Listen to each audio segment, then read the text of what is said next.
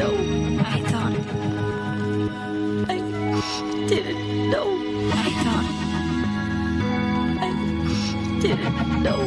I thought I didn't know. I thought if she wouldn't have. I thought if she wouldn't have. I didn't know. I thought I didn't know. I thought I didn't know. I thought I didn't know. I thought I didn't know. I thought.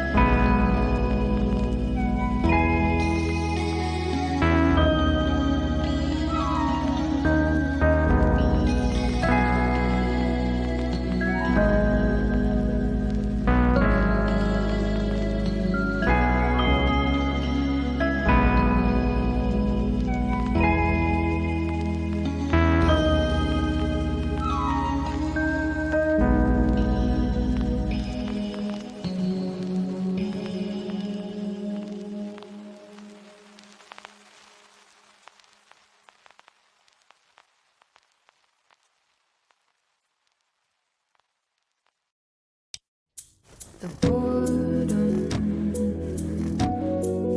latches onto me. It is daylight, 81 degrees. I should be outside, enjoying the breeze. But I've been hiding in these same sheets for weeks. Well, I say to you, let's go back to bed, 'cause there are some things that are better left unsaid.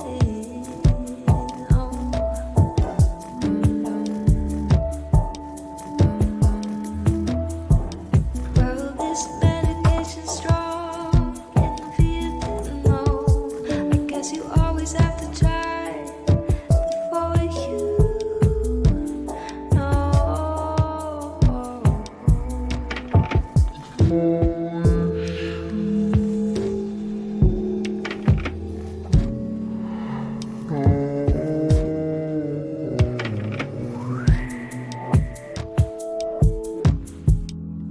You say come here, love, but it'll be fine. Just come play with me. Ignoring reality, I said it's only a dream. It's only a dream. I wish you could somehow complete me. I would give it to you all now, but I kinda lost my key.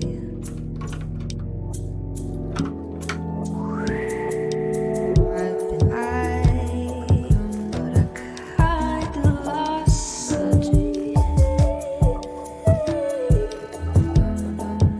I've been hiding, but I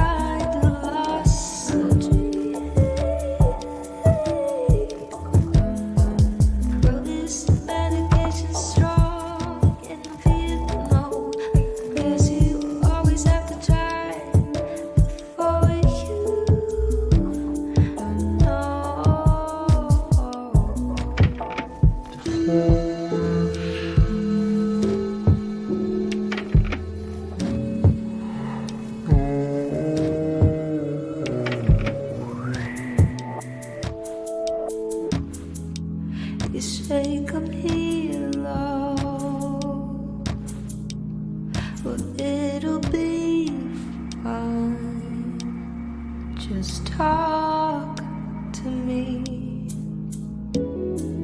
Ignoring reality.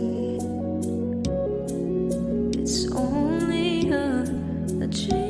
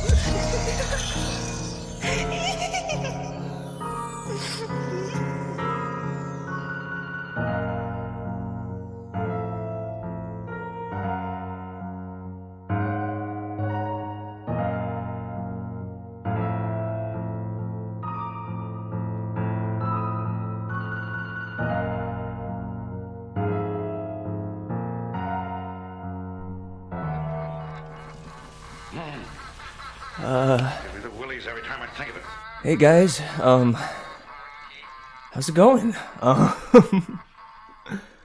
Sorry, I figured I'd put on a little act there at the beginning, to go along with the intro theme, with the lights out and it dark as a very dark thing. Howdy, I'm not gonna be here long today, but I wanted to wish y'all a good stream and a creepy one. Thank you. I appreciate it. Ali. I pray it will be blood-curdling as usual. We have some exciting stuff tonight. We're gonna be checking out a number of or two rather illustrated horror things, which is a first for this stream. The first one being The Enigma of Amigara Fault, which I remember reading a long time ago and was absolutely incredible. So that one won't be new to me, sadly, but I hope that it's new to you guys. Or at the very least, even if you've read it before, it's a fantastic piece. And the second one is called Out of Skin. Never read it before, but when I found it, I got very excited because it looks I don't know. From what I can tell, I don't know. It's like uh, it's like a westernized like Junji Ito, maybe. Um, but it regardless, it looks really good.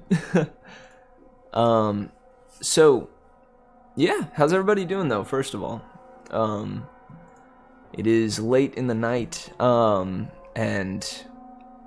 I hope everybody is feeling ready for some terror. I know I am.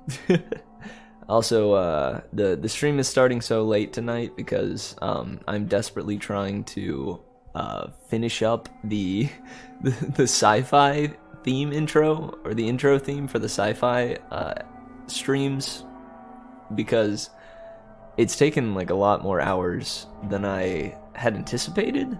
I'm really putting in a lot of effort and work into it. It's coming out pretty darn sweet, but you know,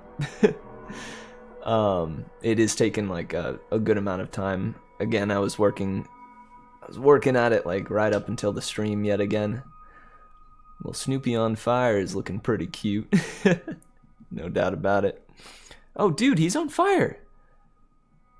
Frick.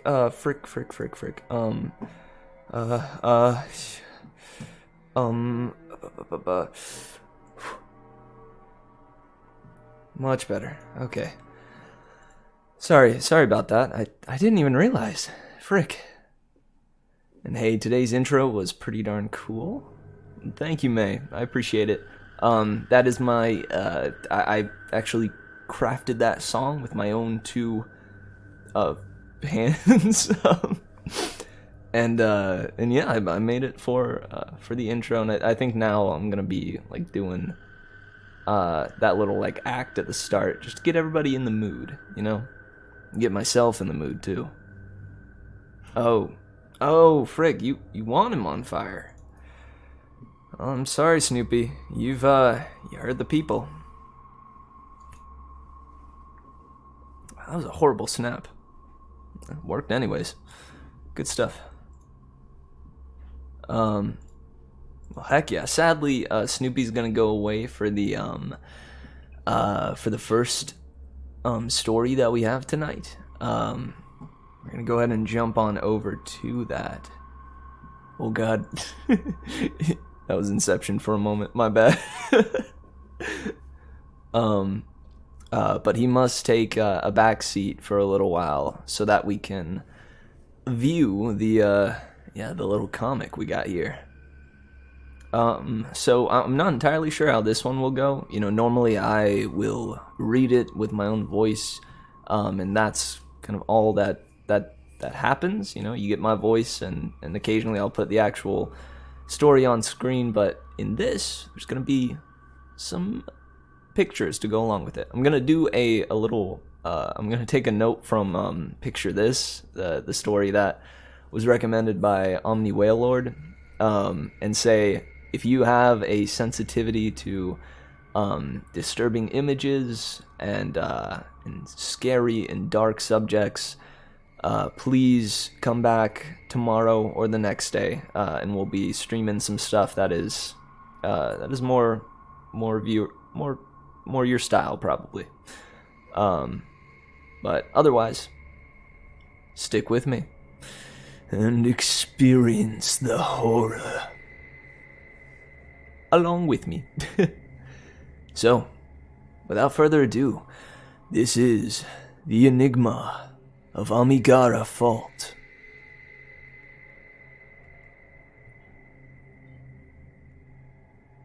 God, I love the detail in just the eyes.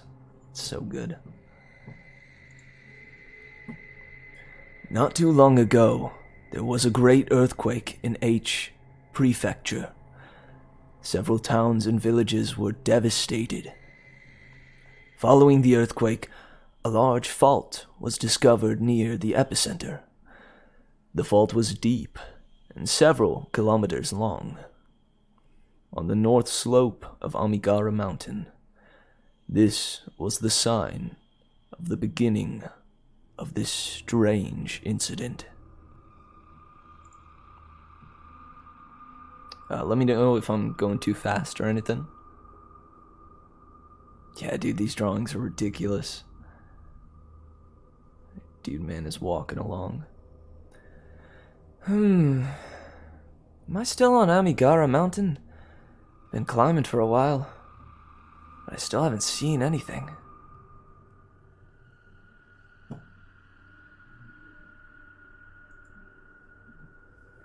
Hey! Hello over there! I'm Owaki. What's your name? I'm Yoshida. So, are you looking for the fault too? I thought that must be why you came here. I mean, no offense, a woman hiker all alone? I saw it all on TV. It kind of made me restless. When I saw it, I just knew I had to go. Really? It was the same with me. It's a real mystery, isn't it? It's a wonder of nature. It's got the entire country, no, the entire world transfixed. Did you hear those voices? It must be others who've come here. Let's head that way. I'm sure we're near the fault.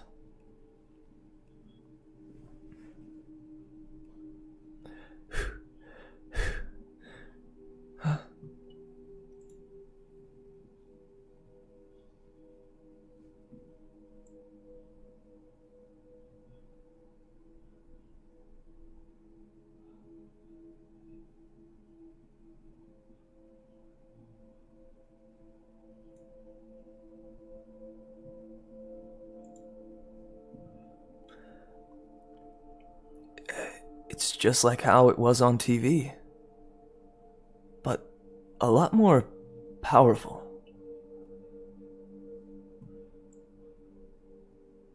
Thousands of human-shaped holes found in the fault exposed by the earthquake. So before the quake, they were underground. It makes you wonder, how could it happen? Look at that.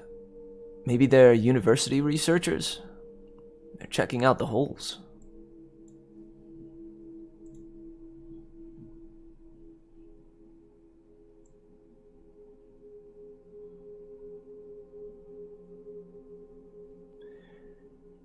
Even this 30-meter fiber scope can't find the end.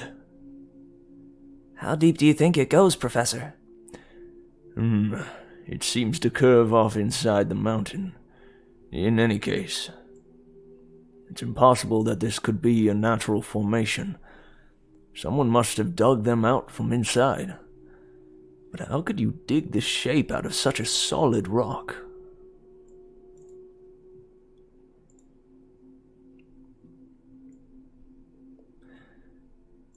Yeah, besides, wouldn't there be a trace of an entrance of some kind? No one's found anything like that. I think the entrance was sealed up with the accumulation of soil over the years. The same forces that covered up these holes. Then these holes must be ancient. But if that's the case, who had the technology to make them?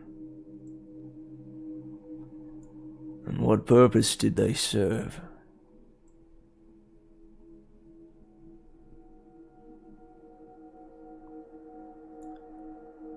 Careful, Yoshida. It's steep.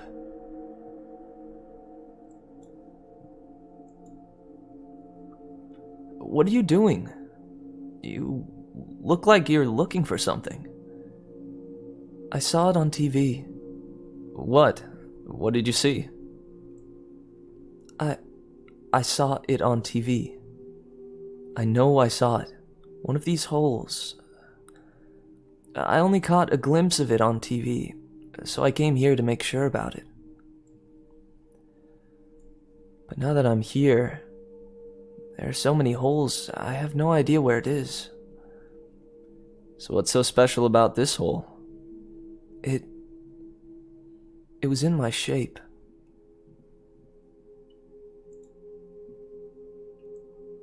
What? It was identical.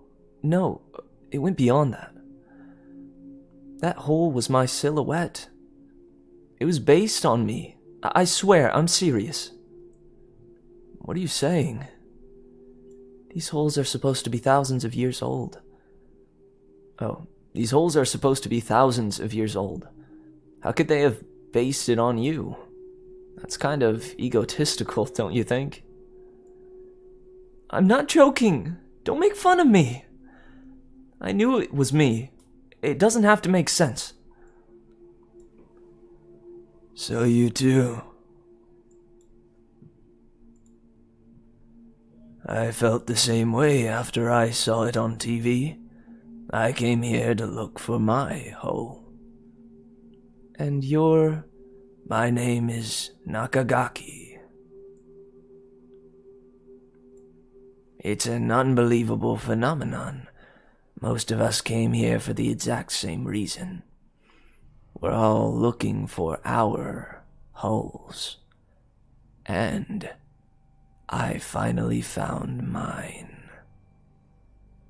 This is it. See how perfectly I fit?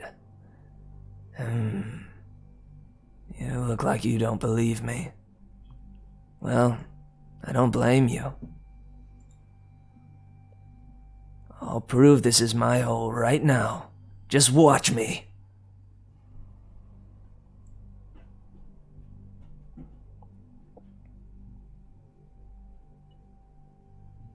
Hey! Hey, what? Hey, come back here! That's dangerous! Hey! Oh my god, come back! I can't believe it. This guy just went into the hole. I don't know if he can get out.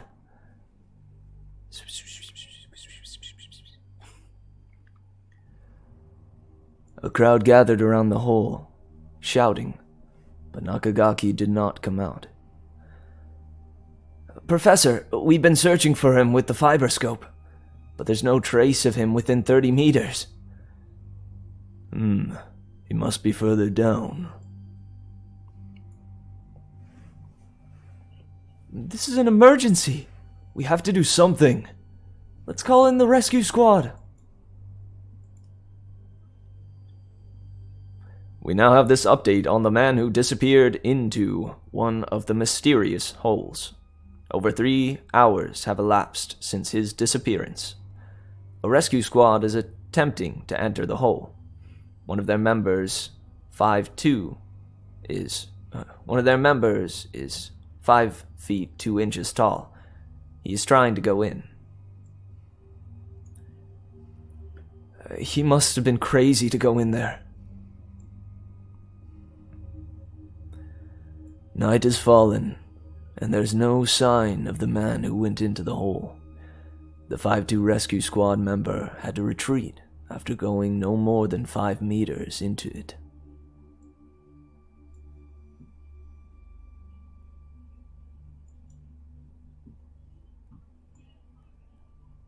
That night, I had a nightmare. In my dream, I was Nakagaki. I was completely trapped in pitch blackness, hundreds of meters into the hole. I can't move. I'm stuck. The earthquake. The hole must have been deformed by the earthquake, so I can't move. Someone! Anyone help me!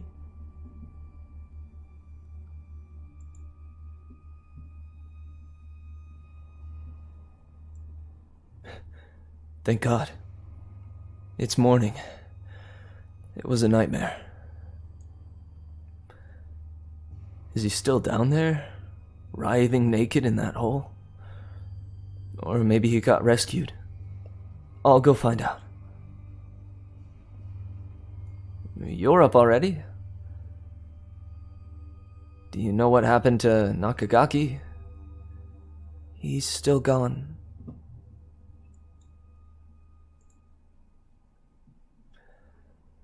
Never mind, Owaki. Can you come with me? I need to show you something. What is it? I found it. I found my hole. It turned out it was further down at the foot of the fault. No wonder I couldn't find it. This is it. Well, it does look kind of like you. It's identical to me.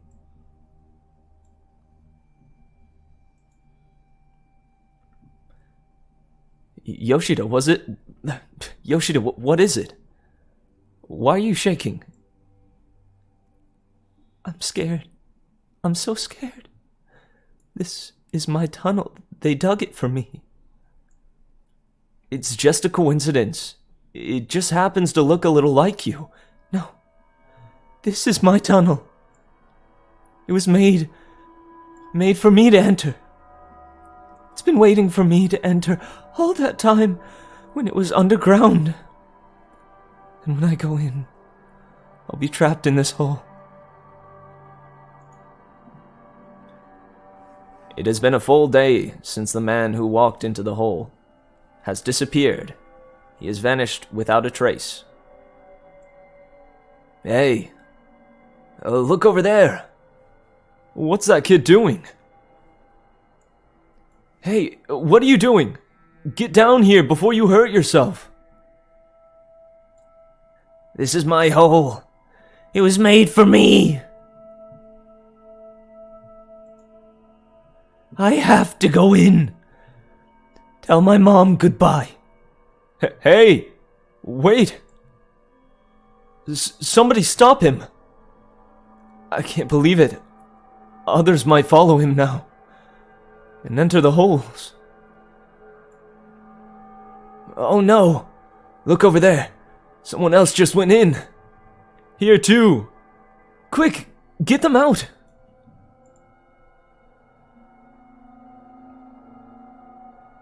Yoshida. I'm going to have to enter that hole. I'm going to die there. Inside that hole. Don't worry. You will be alright. It's no good. Look over there. It's just gaping at me. My silhouette's saying, come in. Come into me. That's what it's saying. Oh God. Oh God, I'm scared. Get a hold of yourself. Alright, if you're so scared, I'll help you.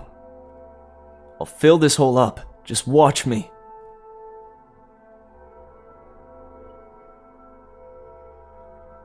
There, see?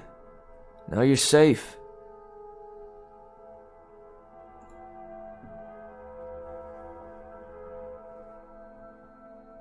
Don't you have to go back to your tent? No, I'm too scared to be alone. Don't worry, I'm here with you. I've always been alone, ever since I was a child. My parents didn't care about me, neither did my friends. Yoshida, or do you see, Yoshida? You're afraid of that hole because you've been lonely. Nothing could be lonelier than that hole. You have nothing to worry about, though, now that I'm with you. Really? Yes.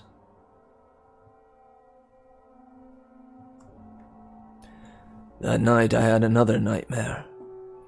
It was another time, I don't know how long ago. I'd committed a horrible crime, and I was about to be punished. Actually, it was more like a death sentence. Along the cliff wall were countless holes for criminals executed in the past. When a person committed a crime of my magnitude, the people in the past would dig human-shaped holes. It was I was about to enter this one. I felt the cold stone on all sides around me. I had no choice but to move forward into the claustrophobia all around. The walls were carved in a way that kept you from retreating. I was sliding slowly down, moving forward with each movement I made. And with time, I felt a tug on my neck. To my horror, the part corresponding to my neck only got longer and longer, stretching it until it should have torn off. No, not just my neck, my arms, legs, and torso. The whole stretched out into several directions at once. Someone, anyone, help me!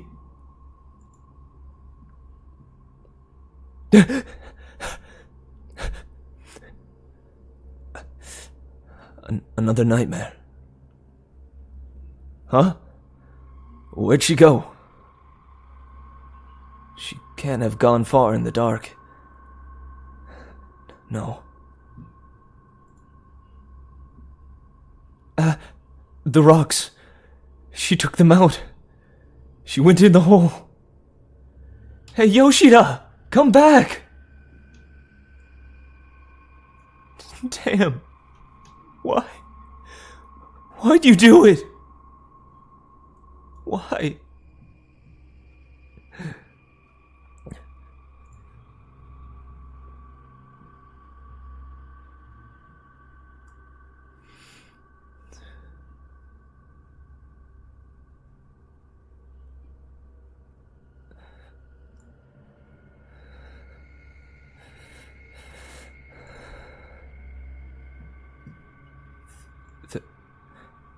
This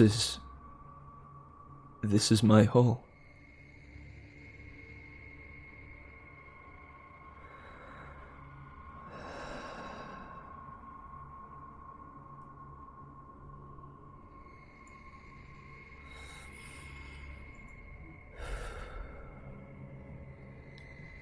Several months later.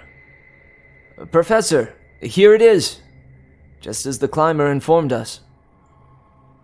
So there was a fault on the other side of the mountain. I'm sure this was formed by the earthquake as well. But unlike the one on the other side, this one's quite small.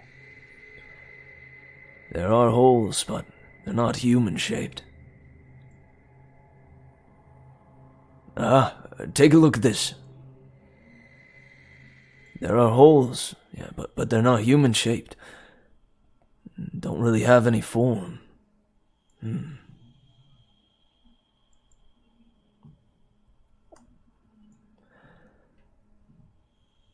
I wonder if they're connected to the ones over there. I'm going to take a look. Sir, I see something. It's slowly coming this way.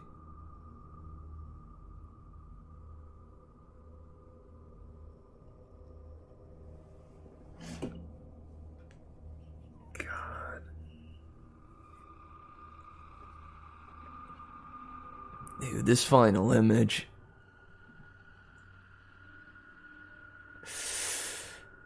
Golly.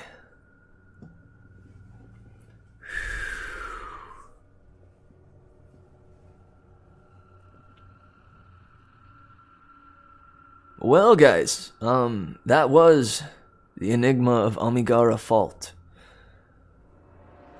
Just as good as I remember it.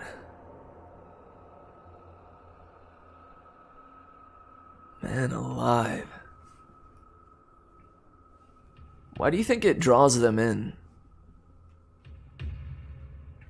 Is it simply because it's supposedly their hole?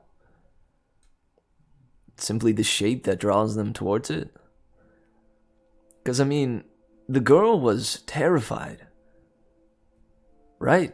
Yet she went forth anyways.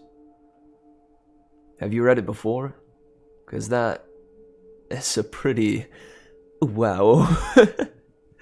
Yeah, I mean, I haven't read it out loud before, but I read it once, I think maybe 4 years ago or something. It was a long time ago. No, I think it was more like 2 or 3. Yeah, no, I agree though, May. That was wow. Oddly enough, there was a story that we read last Spooky Scary Saturday that was also real quick, do you guys like Spooky Scary Saturday or Say Your Prayers Saturday? I think I'm digging Say Your Prayers Saturday a little bit better, but I wanted to get your guys' feedback. But we read a story last Say Your Prayers Saturday. I guess we could call it Symp Saterday. SYP. Symp Saterday. Heck yeah. Yeah, last Symp Saturday, we read a story, I think it was called The Empty House, or something along those lines, and in it, one of the main characters who was leading the grandma through this, like, abandoned and supposedly haunted house, one of his things was that if you find yourself fearful, you must take action and move forward. Otherwise it's the end. You know, you got to take action initially and do something about it. Otherwise, you won't do anything at all. So do you think it's that instinct, right, of that fear, dread, and terror washes over the people when they see their silhouette in the rock face, and they feel they have to do something about it? I don't know. Symp Saterday? No, it's Symp Saterday. We can call it Symp Saterday if we want to. That may lighten the tone and feel a little bit too.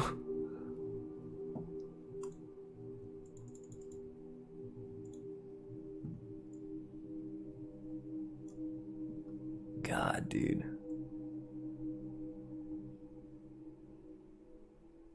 Just gonna do a slow pan of this.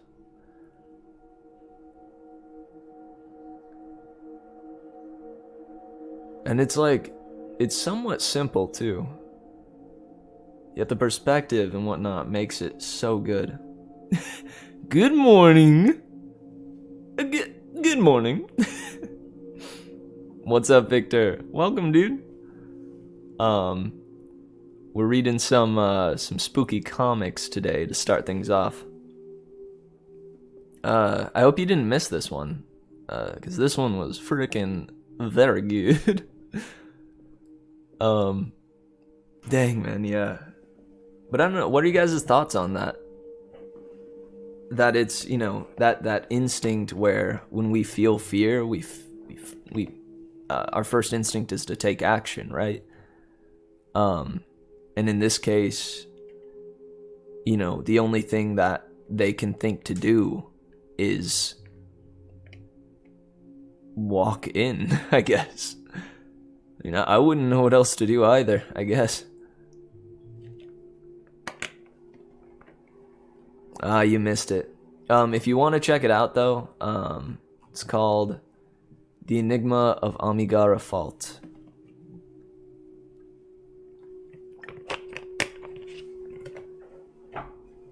And it is very, very good. I'm gonna post the link in the general chat.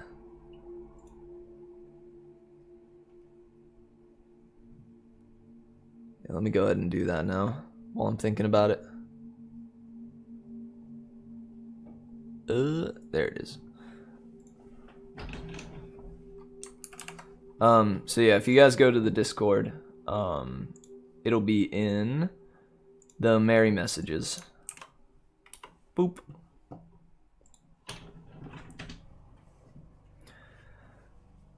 I think knowing there is a hole with my shape, that would drive me crazy. I don't know.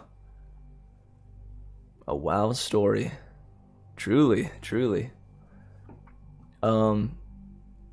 Well, let's see. Next up, would you guys like to hear another story by Algernon Blackwood, or another by the acclaimed Vincent Vanacava? Vincent Vanacava. I believe this was the same writer of Picture This, the story we read on Tuesday, after my first ever donation. Woot woot.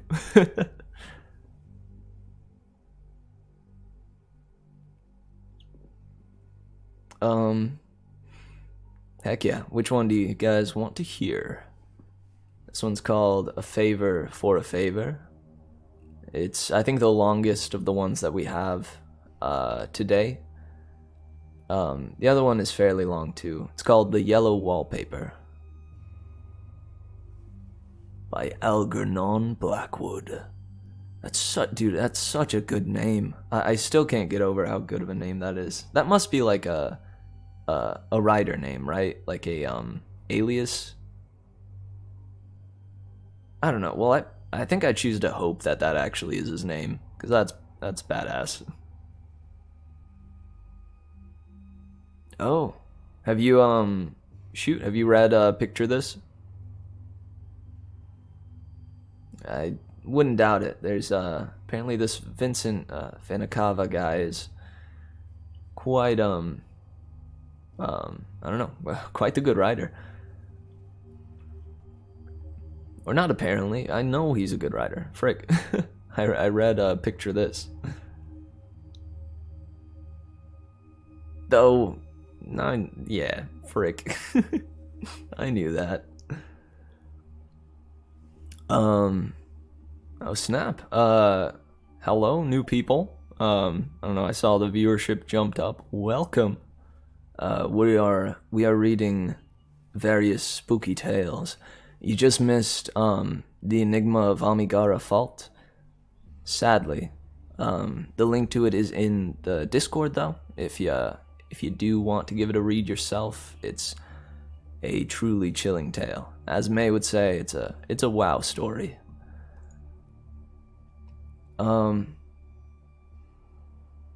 Shoot, I guess let's sorry, I just realized that just realized I want to, I wish I could get these ads out the way. Hang on.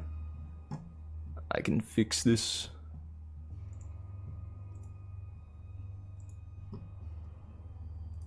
Oh wait. Oh frick. Hang on. Sorry. I'm gonna do some setup stuff real quick. Bear with me.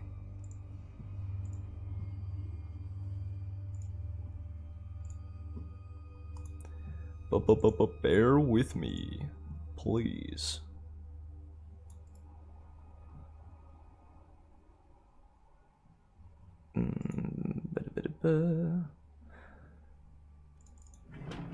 Let's go 400 by 800. Oh yeah, now we're talking.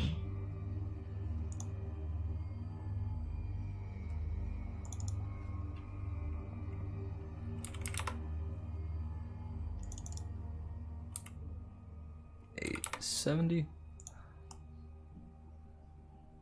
Oh nope. Oh no, I need this to be bigger. There we go. Oh yeah, that'll do. Sorry again, thank you for bearing with me.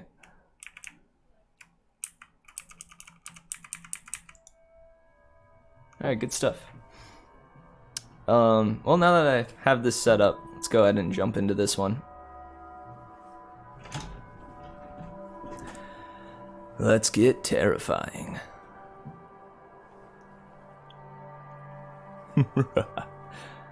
This is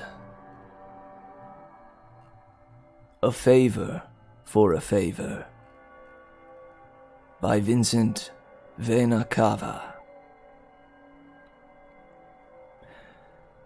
It must have been the most run-down, filth-ridden motel room I had ever seen. The kind of place where cockroaches didn't feel the need to scatter at the flash of a light bulb. I wouldn't be surprised if a whole civilization of the nasty things were living between the walls, laying their repulsive egg sacs wherever they pleased, and multiplying faster than an Asian kid on Adderall. I was seated at the edge of the bed, shifting uncomfortably atop its warped mattress while trying to ignore the rank funk radiating from a pile of unwashed sheets bundled up in the corner. It was the type of room people did everything but sleep in. That was fine by me. I didn't come there for shut-eye anyways. In my left hand was a half-drunk bottle of Jack Daniels. In my right was a .32 caliber Smith & Wesson. The extraordinarily depressing location was poetically fitting in a way. I was extraordinarily depressed after all. It was my wife who was the cause of my misery. She'd broken my heart, leaving me with nothing but a vacant, grief-stricken soul. Like a teenager who listens to Fall Out Boy and writes poetry on Tumblr. For a while, suspicions of infidelity had loomed over our marriage, but I had always chalked up my conjectures as nothing more than paranoid delusions. They say denial is the best remedy for heartache.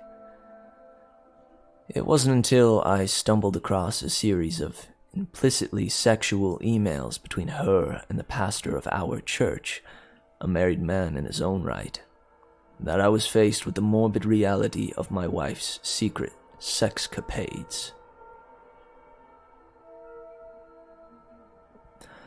Pastor Alonso was a slick, fast-talking, cutthroat shark who dressed more like a U.S. senator than a man of the cloth. He pulled in a far bigger salary than one might expect a holy man to earn.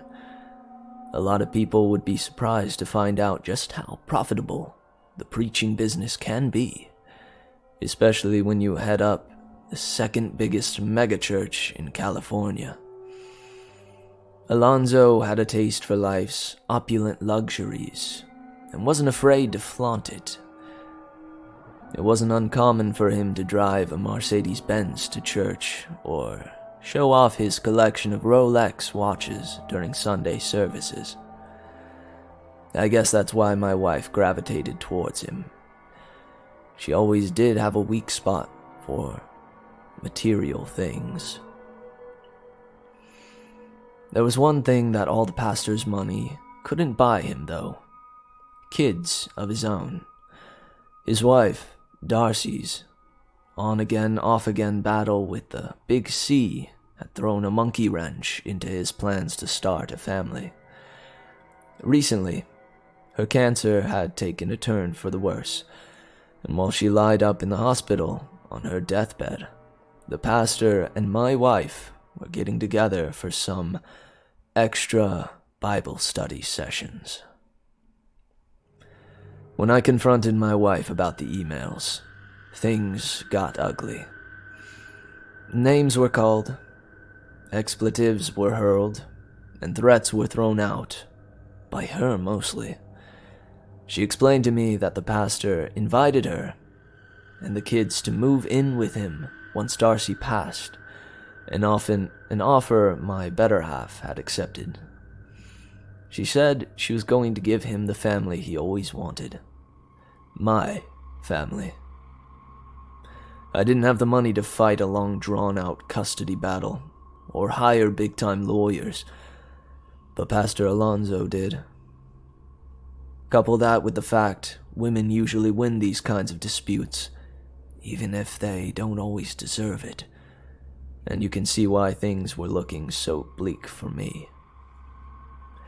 Another man had stolen my wife, my children, my life, and there was nothing I could do about it. The room slowly started spinning, and I realized my good friend Jack was up to his old tricks again. Nausea was beginning to settle in, and I didn't want to spend my last moments alive vomiting the Carl's Jr. cheeseburger I'd wolfed down an hour earlier. So I decided to stop stalling and finish what I came there for.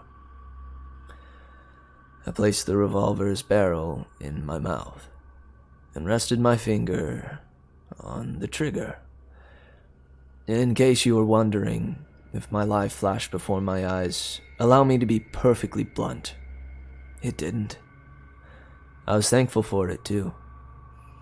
I'd have rather taken a bubble bath with Bruce Vilnock and Ron Howard's little brother than relive all the agony that woman had put me through. I shut my eyes as tight as possible in preparation for the bullet to pass through my brain. They say that he who hesitates is lost. In short, the proverb means that spending too much time deliberating on an important decision can ultimately lead to disastrous consequences. Although in my case, one tiny minute, minute moment of pause may have actually prevented said consequences and saved my life. The cold metallic taste of the revolver's barrel on my tongue caused me to question my actions for only the briefest of seconds. But sometimes, even that can be more than enough time to change a man's fortunes. As I sat there, trying to talk myself into pulling the trigger, the telephone in my motel room began to ring.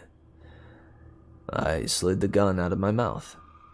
Sat good old Jack, the only friend I had left, down on the nightstand, and answered the phone. "Hello," I said in my best possible, not about to kill myself voice. "Jacob, I'm so glad you picked up."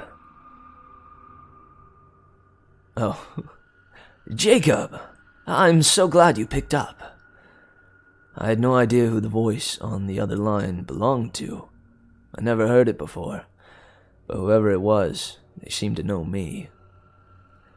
"Listen, Jake," he continued, "before you go and redecorate the walls with the inside of your skull, we need to have a talk first." I hadn't told anybody where I planned on being that evening, but this guy not only knew my name and location, but even the fact that I was contemplating punching my ticket to that big toga party in the sky. Had he been watching me? I needed some answers. Using every working brain cell in my head, I came up with the most rational, thought-out, intelligent question I could construct. What?" I said, "We need to have a talk, Jacob. Now, sit tight.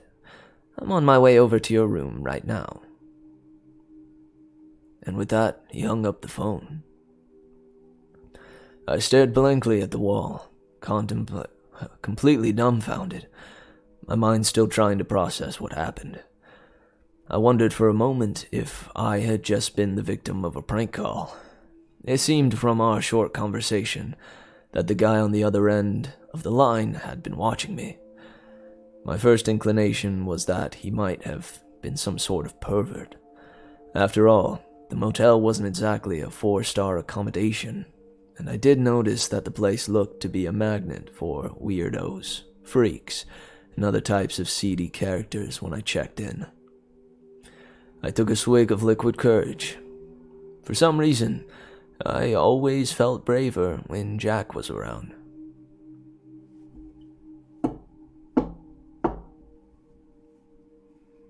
A knock on the door nearly caused me to lose control of my bowels. That double Western bacon cheeseburger was coming, but was coming out one way or the other. I tried to convince myself that I was just being neurotic, but something about the call made me feel uneasy. I'd become aware of a dark, inexplicable feeling that began bubbling from within the pit of my stomach the moment the phone first rang. An awful combination of dread, fear, hate, and a myriad of other terrible emotions all simmering together into some kind of unspeakable brew. "Who is it?" I called out. No one answered. I waited for a response and then tried again, this time with a little more bass in my voice. "Who is it?"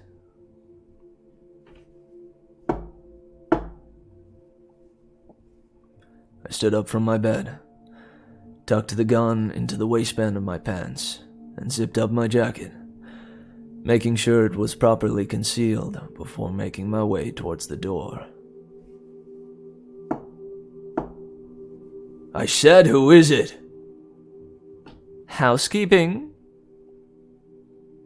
The voice on the other side of the door sounded like it belonged to an elderly Hispanic woman. "Oh," I chuckled to myself, letting a maid get me so riled up. "Please come back later. Thank you." "Housekeeping." "I said come back, please." "I clean now?" By this point, the woman was seriously trying my patience. Either she didn't speak English, or she was a complete moron. "I come in?" "There's a sign on the doorknob. Can you read?" I swung open the door, ready to give the woman a piece of my mind. "It says do not There was no one in the hallway. I leaned my head out of the room to see if the irritating maid wasn't bothering some other poor sap, but the corridor was as empty and barren as a Blockbuster video store. Convinced that I had officially lost my marbles, I retreated back inside and closed the door behind me.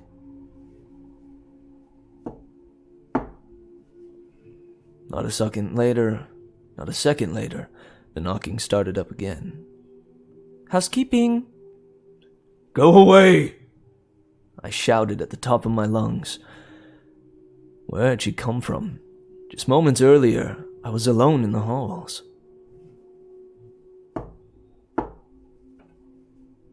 "I change towels?" "Listen, just leave me be," I begged. "There's no way in hell I'm letting you in."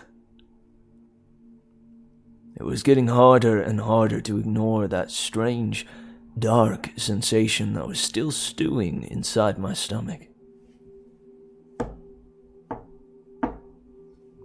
"I said go away!" Once more I opened the door, and once more there was not a cleaning woman in sight. This time, however, I was not alone. Doubled over in laughter before me was a teenage boy, no older than 16. He was wearing a forest green hoodie and a matching flat-billed baseball cap tilted off to the side. A fashion choice that made him look spectacularly douchey. His baggy jeans sagged halfway down his ass, exposing a pair of striped boxers and accenting his douchiness even further.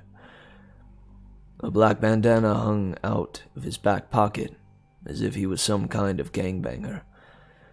I found this to be particularly stupid, since he appeared to be a type of suburban white kid whose mom drove him to soccer practice in a minivan. "Can I help you?" I said. I was about 10 seconds away from wringing the little twerp's neck. By the way, he was convulsing in laughter. It was clear that he was the mastermind behind my harassment.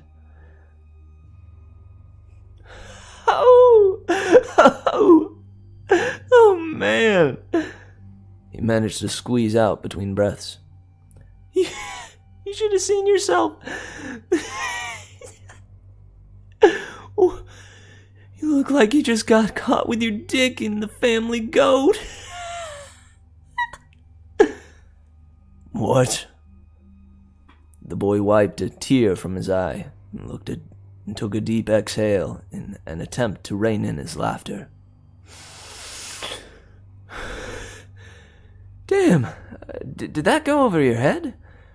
Sorry, now that I think about it, the expression is a little before your time. It originated in Scotland in the mid-1700s. A lot more people owned goats back then, so I guess it used to be funnier. When you've been around as long as I have, it's hard to stay caught up with the latest lingo. What are all the kids saying these days, Jake? Is YOLO still a thing? You know what? Never mind. I came here to talk to you about something else. May I come in? No, you may not. I extended my arm across the door frame to block the entrance of my room. Why don't you get the hell out of here, kid? I'm busy. Oh, yes, I can see that. But I'll only take a minute of your time. The boy ducked under my arm, scrambling past me before I could stop him. Once inside, he paused for a moment, surveying the room and smiling snidely to himself. Jeez, Jake, this place is a dump. Why the blazes would you want to blow your brains out here? I, personally, would have chosen the Ritz-Carlton uptown if I was going to off myself. Oh, but not before ordering some of those delicious sweet potato truffle fries from the bar in the lobby. You've got about 3 seconds to get out of here, kid. I'm shaking in my boots. He giggled to himself briefly before continuing. Honestly, man, intimidation isn't your forte. I promise I'll leave in a second, but as I said before, I wanted to have a little chat first. What do you want? To help you out. You can help me by getting out of my room. A bit snippy, aren't we? Jacob, I know you've had a rough day, but it doesn't have to end the way you think it does. So what if your wife hurt you? Buck up! There is a way to remedy this situation. It was then that I realized the darkness inside me had never gone away. Instead, it had been flourishing, spreading from my core as it pervaded throughout the rest of my body. How did this kid know so much about me? For a second time that evening, I was so rattled I could hardly spit out a sentence. Who are you? I said. He leaned in and cupped his ears, like an old man whose hearing had waned over time. Were you watch? Was I watching you? Is that what you were going to say? Learn to enunciate, man! Sorry to interpret, but if I let you do all the talking, we're going to be here all night, and believe me, when I tell you, I've got other places to be. Now then, why don't I answer your second question first? Yes, I was watching you, but not in a creepy, staring at you through the window kind of way. You know, like Ryan Gosling in Drive? Anyways, did you ever see that movie? It's surprisingly good. And that Gosling, he's got chops, I'll tell you. The guy is so damn handsome too. Some lucky bastards just hit the jackpot in the genetic lottery, am I right? The kid was giving me a bad vibe. I slid my hand into my jacket and felt through the fabric for the handle of my revolver. All the while, he continued to blabber senselessly about how the Mickey Mouse Club was the greatest thing to ever happen to the entertainment industry. I needed to somehow get control of the situation. Shut the hell up, kid. You better give me some straight answers right now. Why were you watching me? The boy's smile quickly disappeared. He scanned me up and down, probing me with his eyes as if he was examining every inch of my body, a look of utter disgust on his face. It was bizarre. His very stare made me feel ashamed and violated.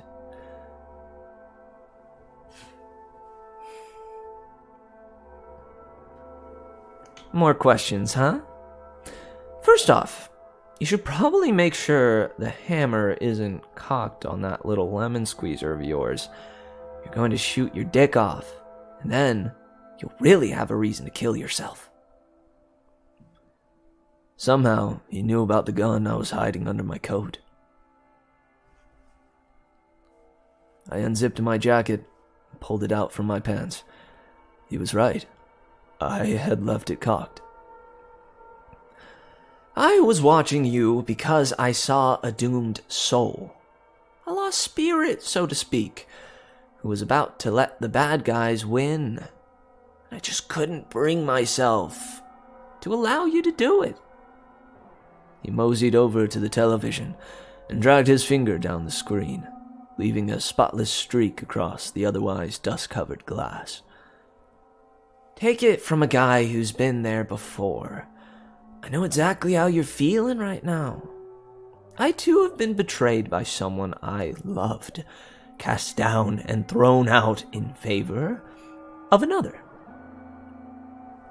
He paused for a moment, looking at the dust that collected on his fingertips when he wiped it across the screen.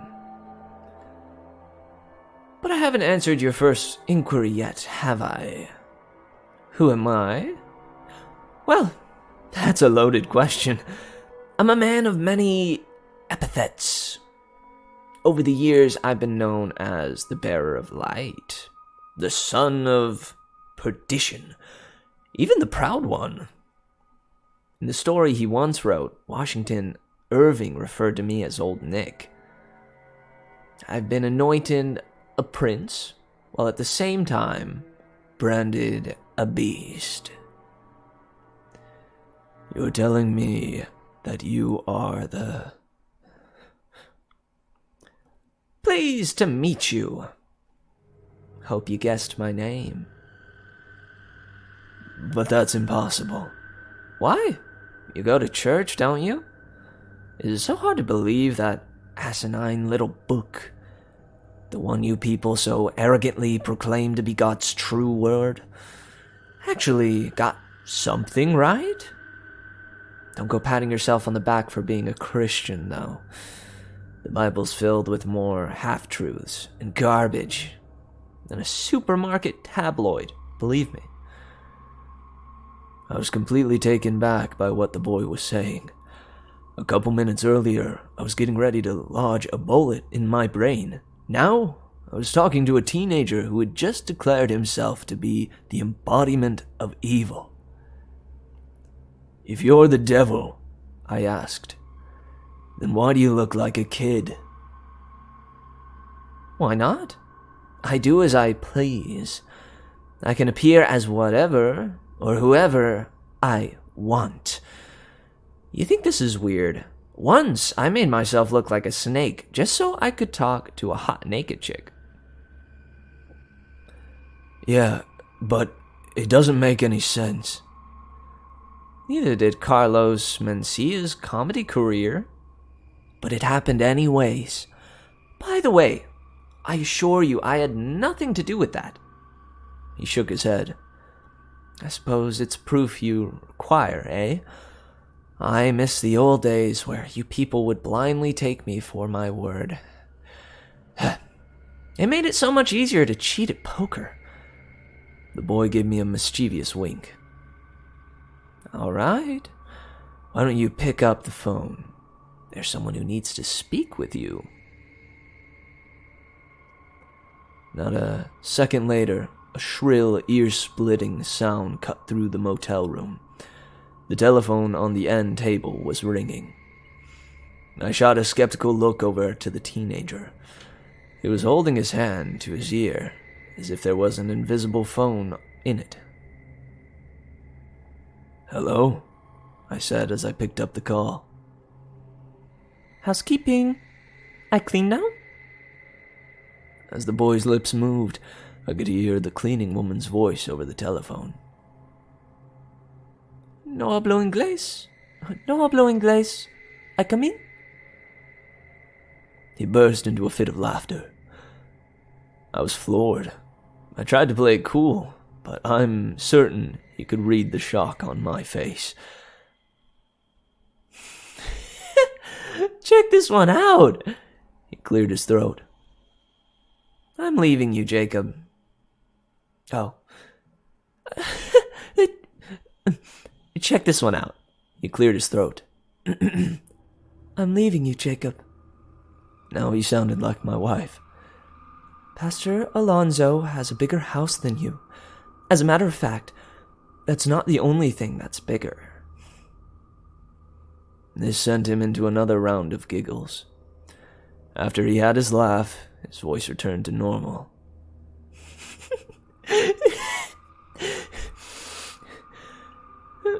Not bad, right? I mean, I'm no Danny Gans, but I bet I could still play the nugget. And when he said that, he smiled. But it was just a little too wide. Wider than a mouth should stretch. Even so briefly, I caught a glimpse of his teeth. It was as if hundreds of tiny daggers were protruding from his gums. He shifted his head ever so slightly, and his peculiar facial features had disappeared. Once again, he looked like a typical douchebag teenager. "You can't have my soul," I said. "It's not for sale." The boy scoffed. Come on now. Do you really think I just go around buying people's souls from them? Ye have little faith in humanity, Jacob. Most people are too smart to fall for that kind of thing. What's a lifetime of happiness compared to an eternity in hell? Then why are you here? Like I said, I do as I please. And it would please me very much to do a favor for you. No contracts or souls involved. Honest Injun. "What kind of favor?" I asked. He turned and stared out the door. Why don't you accompany me for a walk? And I'll explain. Oh, and bring that little pistol with you. As the boy exited my room, I picked up the phone again and held it to my ear. I didn't hear a dial tone, so I followed the cord, only to find that it wasn't even plugged into the wall. Jack was still sitting on the nightstand, waiting to provide consolation for me if I needed it. He was going to have to wait just a little longer. I followed the boy out the door.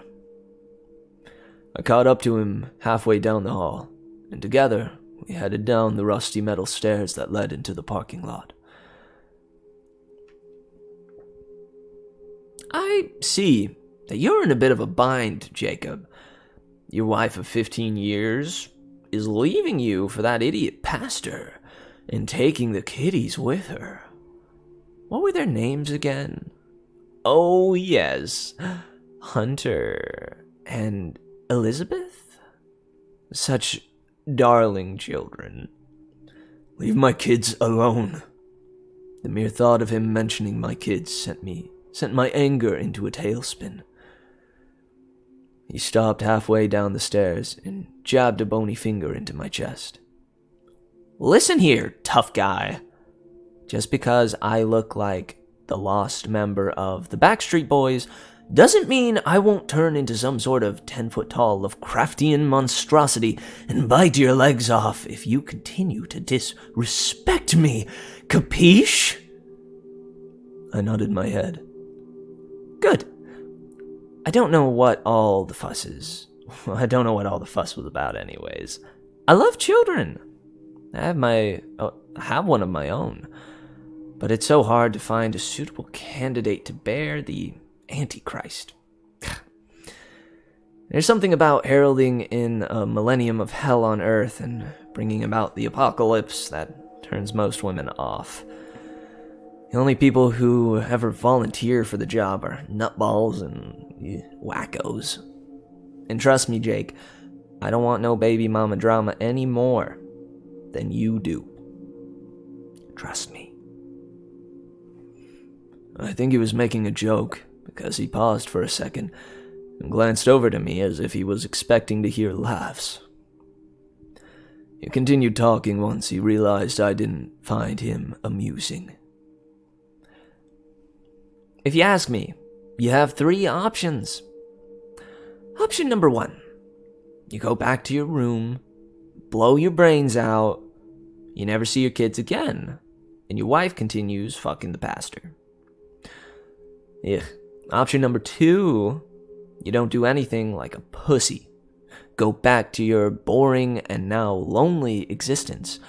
You'll see your kids the second Saturday of every month, and your wife continues fucking the pastor.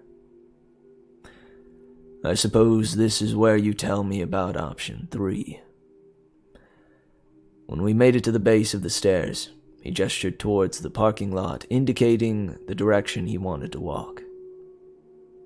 Smart man, he said. Option number 3 is this. You take that .32 caliber Smith & Wesson over to Pastor McMansion tonight. Your wife's there right now, discussing church business. He made a set of quotations in the air with his fingers. I'm sure he's got her down on her knees, taking communion as we speak. You know, accepting the holy body inside her mouth and all that.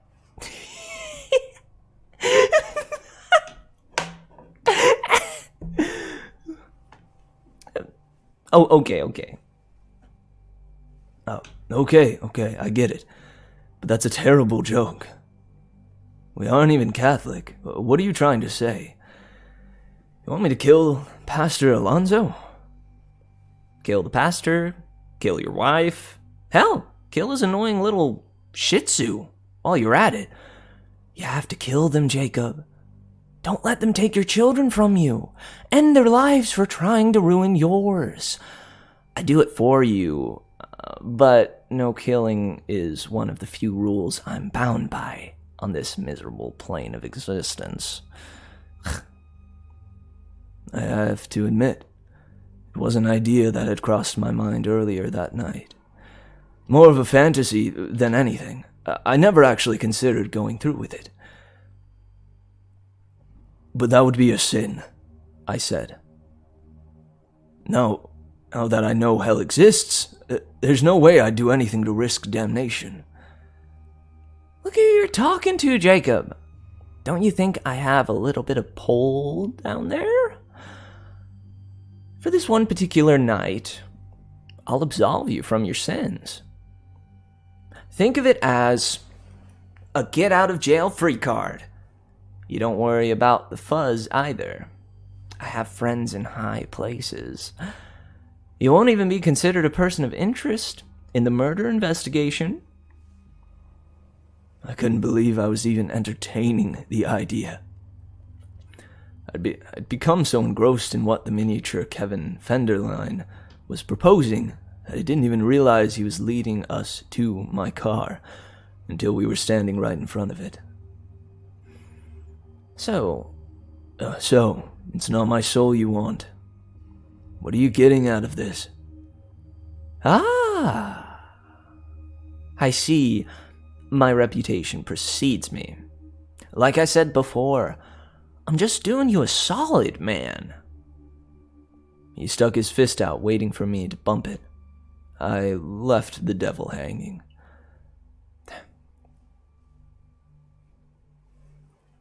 Maybe one day in the future, you'll repay the favor. The fuck? favor. Or not. You certainly wouldn't be obligated to. What kind of favor? Well, I don't know. Pick up my dry cleaning? I haven't thought of it yet. Who cares?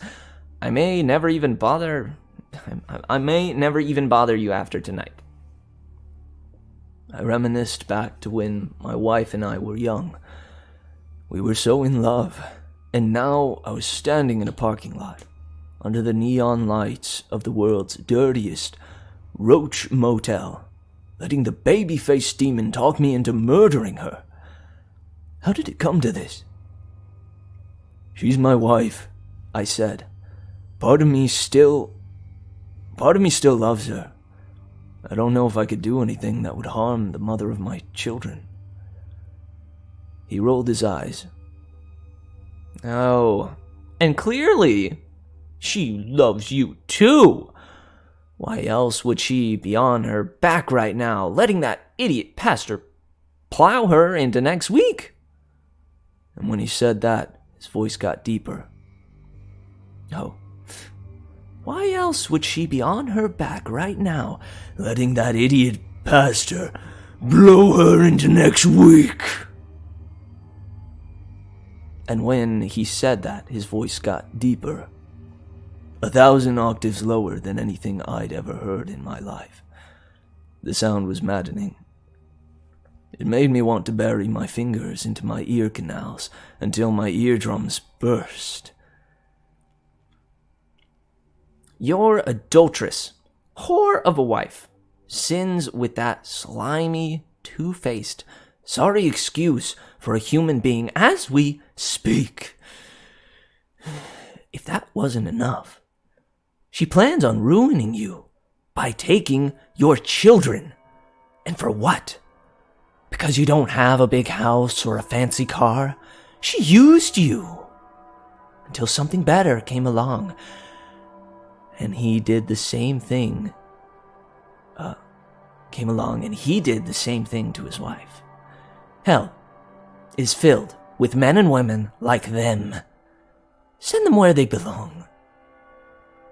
It felt as though his voice was microwaving my brain from the inside. I grabbed my head and fell to my knees. That pastor sins in God's name, and you'd really sit there and do nothing. Oh. That pastor sins in God's name, and you'd really sit there and do nothing? Send them to hell, Jacob. Send them to me, and I will make sure they suffer until the end of time. Okay, I'll do it. Excellent. His voice had conveniently reverted back to normal. Let's get started, shall we?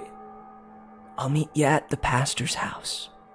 I'd ride with you, but I'm the Lord of fucking darkness, and you drive a Prius, so, you know.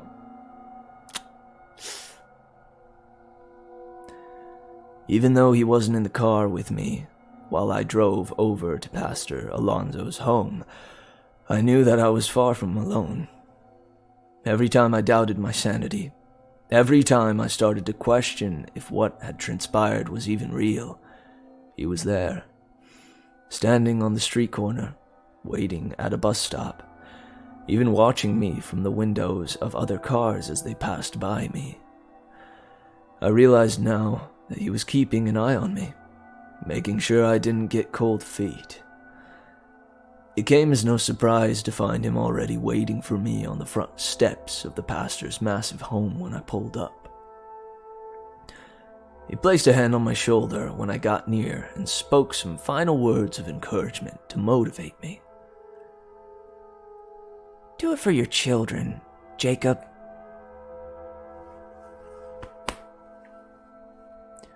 From the moment I nudged open the pastor's gaudy, oversized front door, I could hear he and my wife wailing away from the bedroom upstairs. I drew my gun and followed the moans up the steps. Jeez, Jake. It sounds like a couple of pigs getting slaughtered in there. Is that what it was like when you two used to bump uglies? I brushed off his inconsiderate quip and leaned against the door. The boy was licking his lips in anticipation. It seemed as if he wanted them dead worse than I did. Doubt began to seep into my mind. I was no killer. The very thought of murdering the mother of my children was beginning to make me feel sick. Perhaps sensing apprehension, he started whispering in my ear. "Do it, Jake. Send them to hell." His words were easy to ignore. I was too busy thinking about my kids. Could I really take their mother away from them? Even though I had let the boy manipulate me that evening, I still had my free will.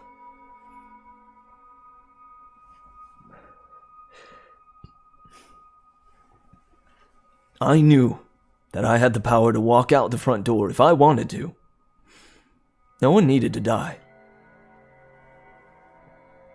He who hesitates is lost, Jakey. How could I even pull the trigger? For God's sake, I still loved the woman. That's when the dark, inexplicable feeling that had been growing inside me started to dwindle.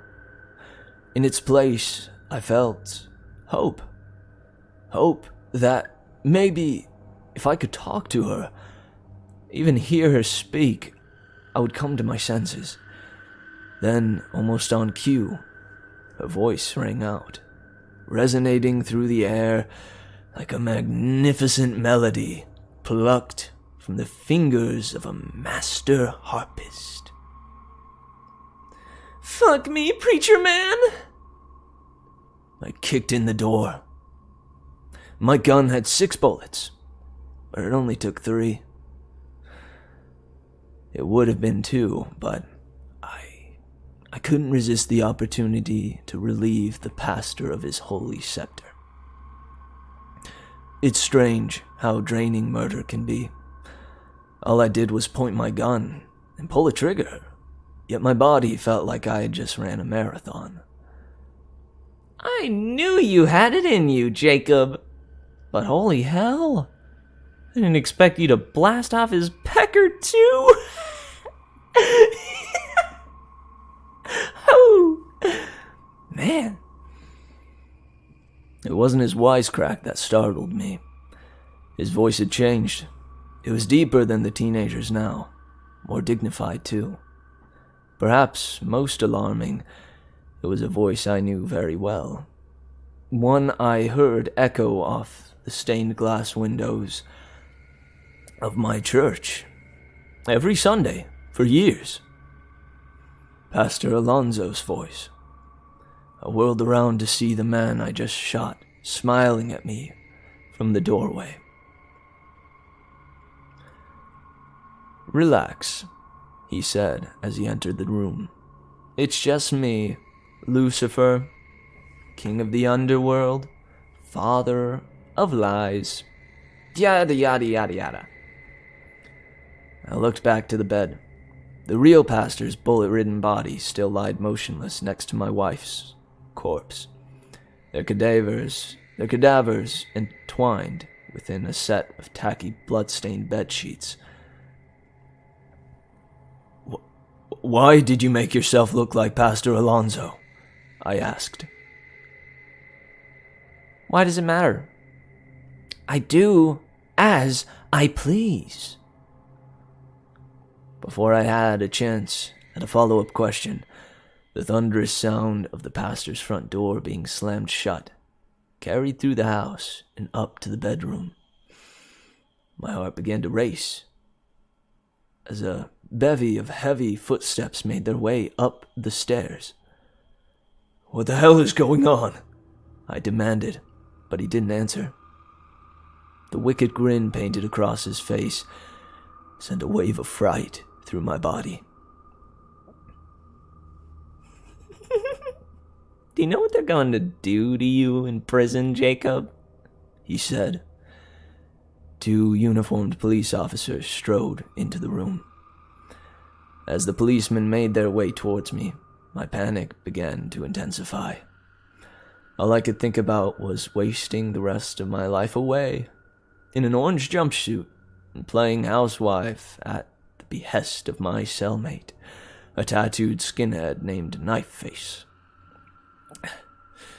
I still had 3 bullets left, and I knew there was one way out of the situation. I raised the revolver to my temple as the cops marched towards me. I don't know if I really would have pulled the trigger if they attempted to arrest me. Thankfully, I didn't get the chance to find out, because instead of drawing their guns on me, they brushed right by without saying a word. I watched in awe as they started wrapping the pastor and my wife's bodies in the soiled silk sheets. To my surprise, they appeared to be cleaning up my mess. You-know-who fell to the floor and began howling.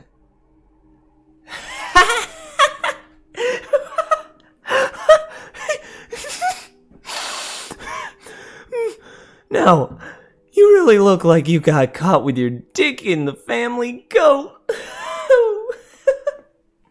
He thrust a finger into my bewildered face. I'm just joshing you, Jake. These fine gentlemen are with me. Them two. He motioned over to the doorway.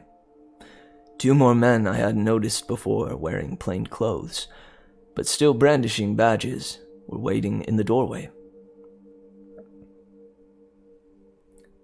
Jerry, come over here for a second. Oh, Jerry, come over here for a second.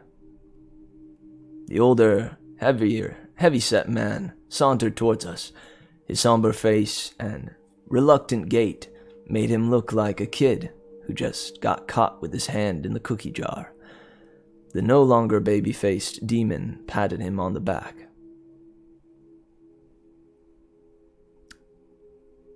Do you know who this man is, Jacob?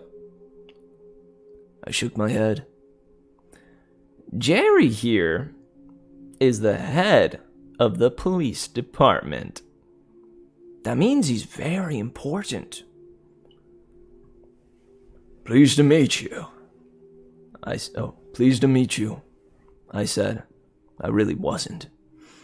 At that point, all I wanted to do was distance myself as far away from the pastor's house as possible and forget the whole night ever happened. The police chief remained silent. The shame and discomfort in his eyes told me the feeling was mutual. The demon gestured over to the other man still standing at the door. That guy over there just made detective. He turned his head in the detective's direction. Congratulations on your new promotion, Bill. The man looked away to avoid eye contact. Once again, he focused his attention on me. Guess who's going to be heading up your wife's murder case? What about the pastor? I said. Who's going to be looking into his murder? He stretched his arms out and twirled around as if he was showing off a brand new coat. What are you talking about? Pastor Alonzo wasn't murdered. He and his wife just decided to move away so they could do missionary work in Africa. See? Everything wraps up neat and tidy, and you get off scot-free. Now, Jacob, before you leave tonight, I wanted to speak to you about that favor. What? You know? We talked about this. I said that maybe one day I might ask you to return the favor I did for you. Yeah, I said. I remember. I guess I didn't expect it to come so soon. Well, life's funny like that sometimes. Don't worry, though. It's really nothing you can't do in your sleep. I'm just going to ask you to pick up and dispose of dead bodies like these guys. What do you want? He leaned in close and looked at me with a solemn expression on his face. Listen to me, Jacob, because this is the only favor I will ever ask of you. It is imperative that you never attempt to contact Darcy Alonso. Do you understand? What? His request had left me puzzled for numerous reasons. But Darcy Alonso has cancer. She's dying. His lips curled into a devilish smirk. Well, let's just say I did her a little favor. What are you going to do with her? What's it matter to you? I do as I please. I waved my finger in his face. But you said I'm not obligated to listen to you, right? If I wanted to, I could go over to the hospital right now and tell her about everything that happened tonight. Of course you can, Jacob. Like I said, there's no binding agreement between us. Your soul is yours, and you're free to do what you want with it. As a matter of fact, I stake no claim to any of these men's souls. They're just people who are kind enough to repay the favor I did for them. I've done favors for a lot of people, Jacob. Cops, judges, lawyers, even pedophiles who take pleasure in the rape and murder of children. Hey, that reminds me. Don't your kiddies walk home from school every day? When he said that, he looked me right in the eye. It was as if his stare caused my mind to play out 1,000 different scenarios, each one more heinous and vile than the last. It was like looking through a window into hell. Darcy and I are going away, he continued. All you have to do is forget about her. Forget about this entire night if you want, but don't forget that I'm always watching you, Jacob. He didn't need to say another word. The message was clear. I turned and exited the pastor's house without looking back. The next few hours were a blur to me. I remember driving back to my home, vomiting in the kitchen sink. That double Western bacon cheeseburger finally did make its escape, and passing out on the couch in my living room.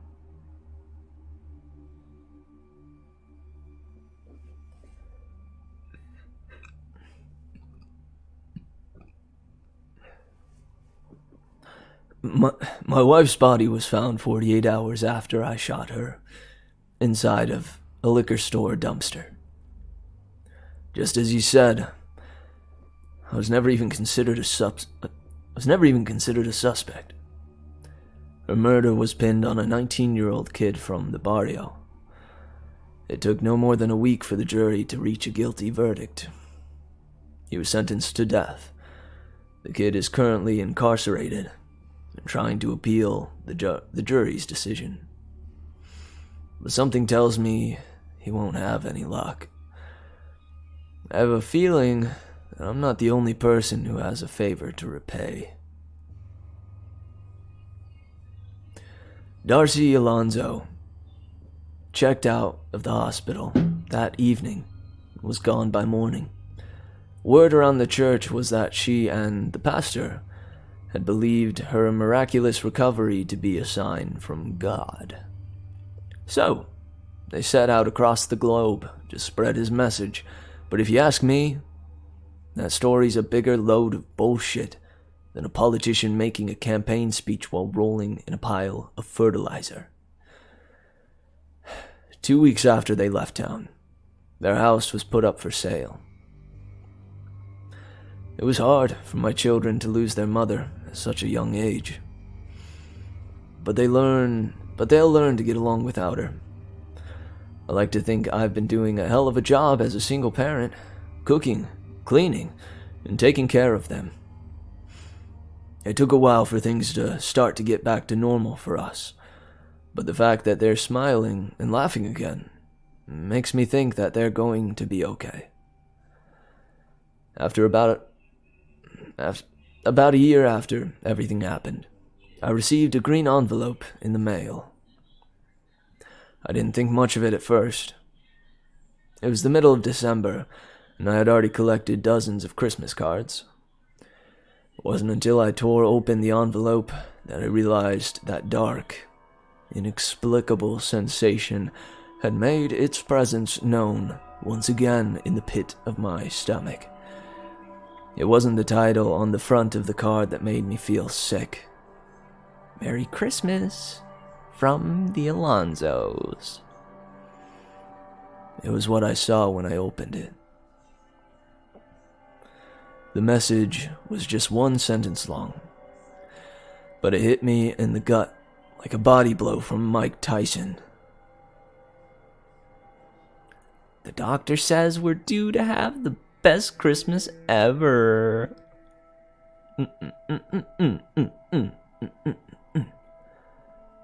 Attached to the card was a picture of Darcy and the pastor wearing ugly Christmas sweaters and grinning from ear to ear. Darcy's sweater, however, was pulled up past her midsection, exposing her belly. She looked to be about 9 months pregnant.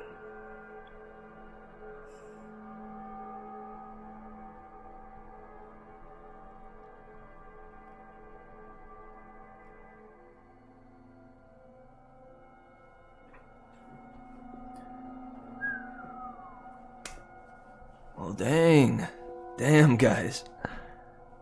Oh, shoot.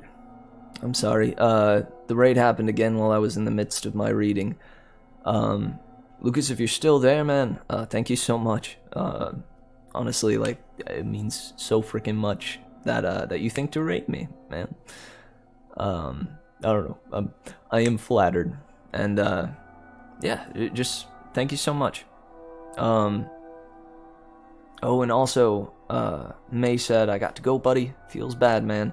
But have a good night and a really nice time in your stream. See you in the next one. Aw, good night, May. If you see this part later on in a VOD or something, I love you bunches. And thanks for hanging out. But heck yeah, thanks everybody who from Lube Coop's stream that decided to stick around. I hope you enjoyed it. I'm pretty proud of that one. I tend to like my like low gritty voice. Oh sorry. I'm nervously, like anxiously snapping the button on my sleeve here. And I have a feeling it's probably not pleasant in the in the audio. Hell yeah. And the kid, like I was pretty happy with the kid. Tried to roll with it. I think it worked out pretty good. Victor says, "Awesome!" That was very cool too. Thanks, man. I appreciate that. I'm doing it again. Dude, unconsciously. My bad.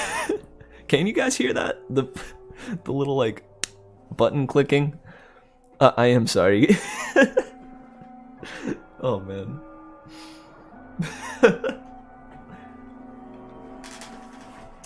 My only worry is I hope that I wasn't too, I don't know. I really wanted to commit to this one, but I hope I wasn't too loud for like my roommates. Thankfully it is like a Saturday night into Sunday morning, so I think they are able to sleep in tomorrow. But I'll talk to them like tomorrow, see if it was an issue. She's letting him pound her into next week. Oh shoot, I need to allow it. My bad. Yeah, dude. Yeah, man, those were some great scenes. And what a build-up, too. I think this was one of the longer ones that we've read on this stream. I think. That was good. That was really freaking good. Let's see. I'd love to know your guys' favorite section. Which part either unsettled you the most, made you start to feel restless? Which parts sent a chill down your spine? I think for me, I will say I'm not sure about like how my performance was in it, but I did like that part where the two parts where the devil shows like his true features, where that grin from like that's just slightly too wide for a normal human. That shit is so good. And then the part where he his voice got way lower and started to have like a maddening effect. I definitely loved that part. I imagined that how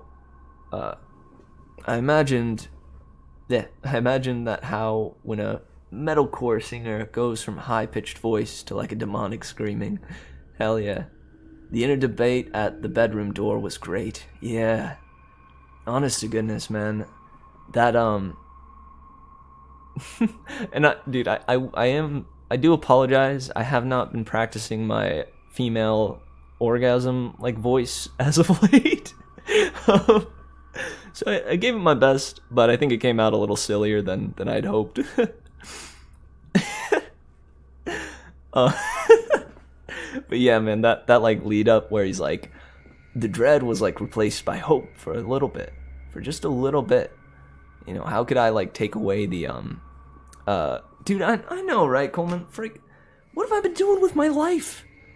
What have I been doing? If I'm not practicing female orgasm voices, what kind of voice actor am I?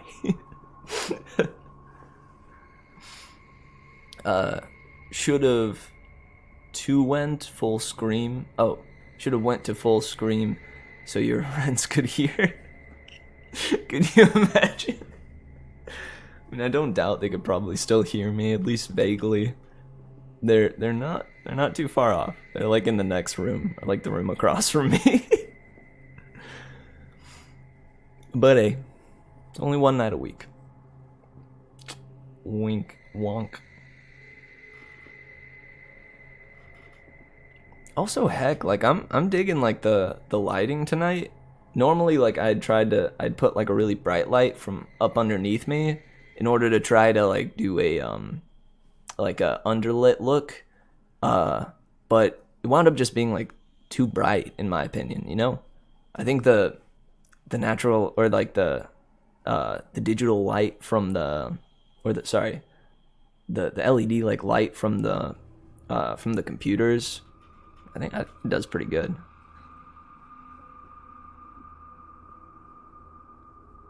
Damn, move your computer once a week? Oh, do you move your computer once a week? What do you mean?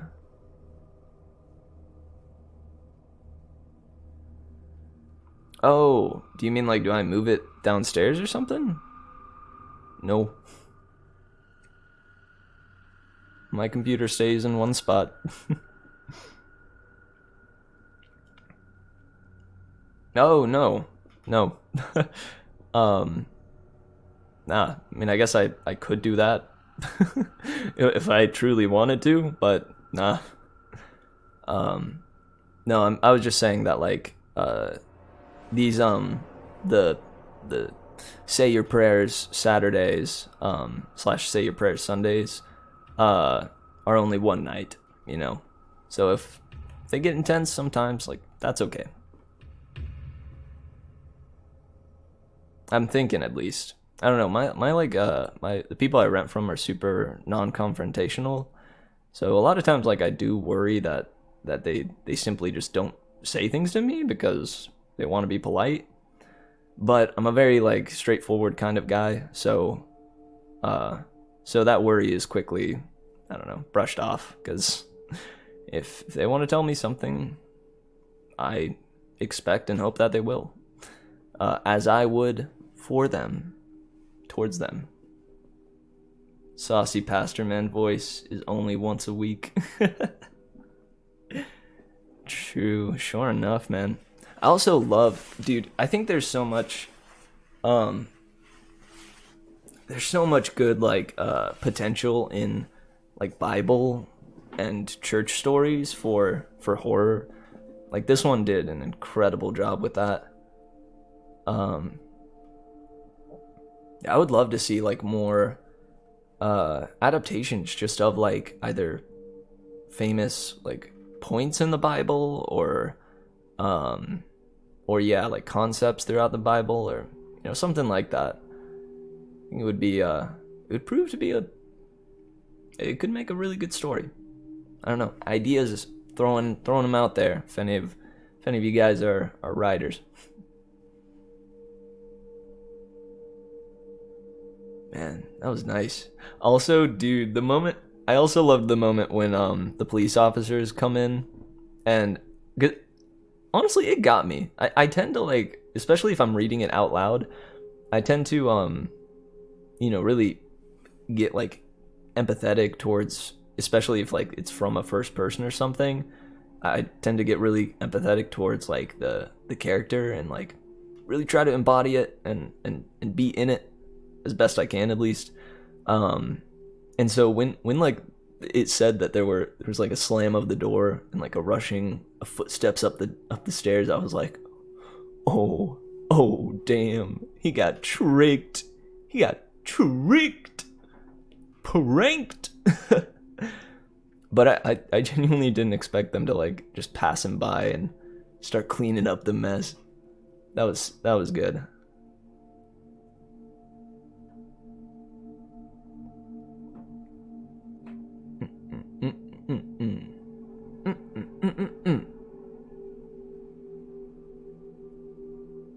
Yeah, dude. And honestly, yeah, the character of this portrayal of the devil was one of my favorite like characters so far, I think. Thus far, like in the Symp Saterdays. That stands for Say Your Prayers Saturdays, in case anybody's wondering. Heck yeah. This one may go in like the best of that I'm gonna put together,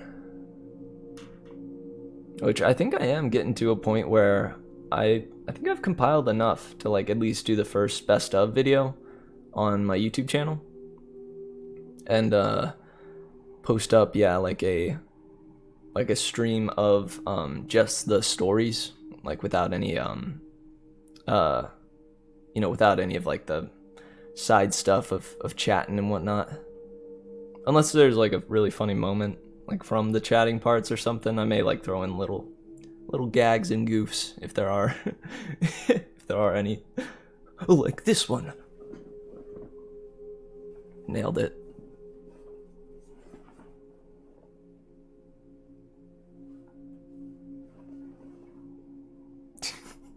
All right. With that, we're gonna go to a break. And I'm gonna go use the restroom. Gonna get some water, stretch a little bit. I urge everybody to do the same. It's late in the night. We just read some terrifying literature.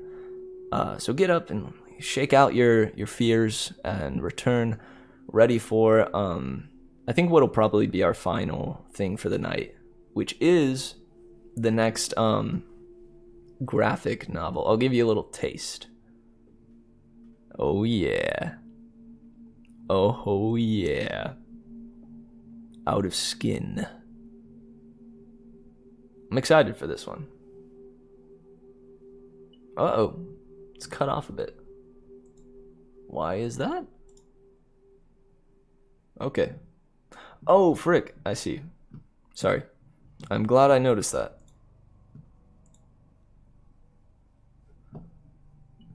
Okay, there we go. Alright, is that a good zoom? Ooh, ah. No spoilers. No spoilers. Right on. I'm really tired, so I'm gonna head off for tonight, man. Good luck with the rest of the stream. Bye-bye, boy. Alright, man. Good night, Coleman. I love you bunches.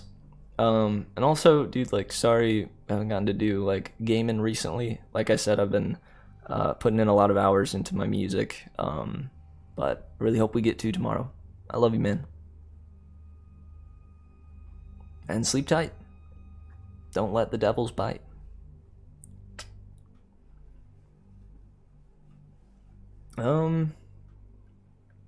Right on. It is getting kind of late, though.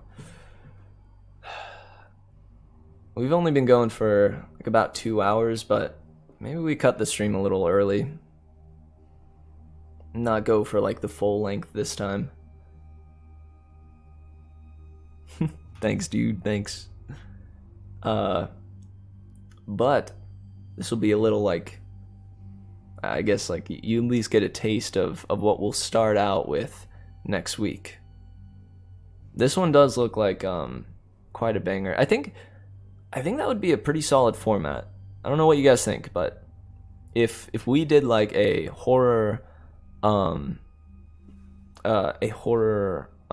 comic or illustrated novel of some kind at the start of it, like something short, get through it in like 30 minutes tops, and then we move into afterwards an actual or like a short story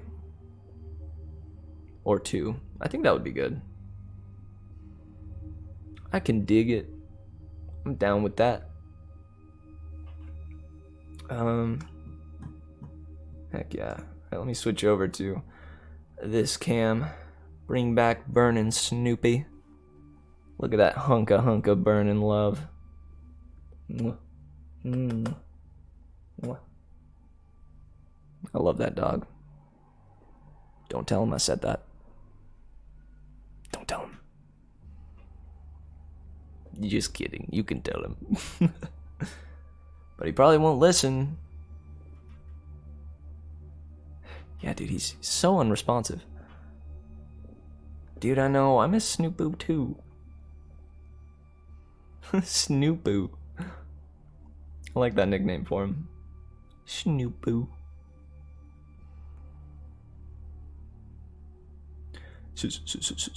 Snoopoo.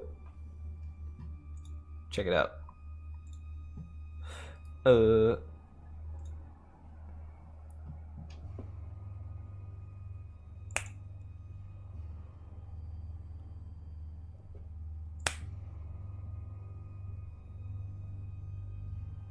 Dude, am I the devil or what?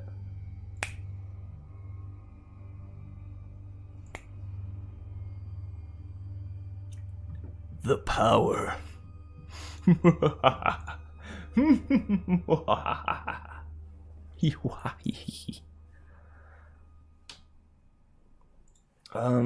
Well, hell yeah, dudes. I think, yeah. I don't know, how do you guys feel? Like, if you guys really want me to continue on, I'm super down to keep on reading, but I'm very much considering calling it here. And if I don't hear anything from you guys, I'll probably end it, like, regardless. Right on. Up to me. I actually don't think Out of Skin is too terribly long. Let's friggin' do it. No break. We'll just read through this one. I don't think it'll take too, like, very, very long, so we'll read through this dealio, and yeah. We'll call it there, I think. So, this is Out of Skin. It was the rain. I didn't find them until the rain chewed up the earth, churned it into mud, and the floor of the forest spit them out. So yes, That must be right. It wasn't until the morning after the storm I saw them.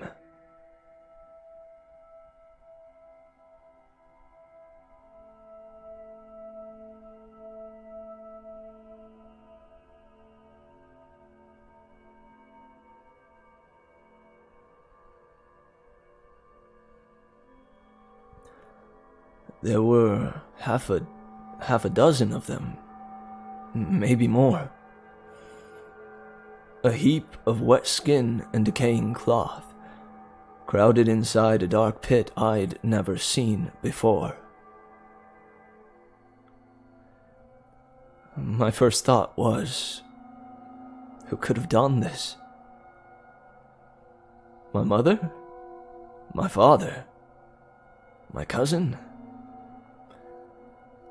All as dead as the graying girls in the mud. Long dead. And I live alone, in the middle of the forest, in a tiny cottage that no one visits.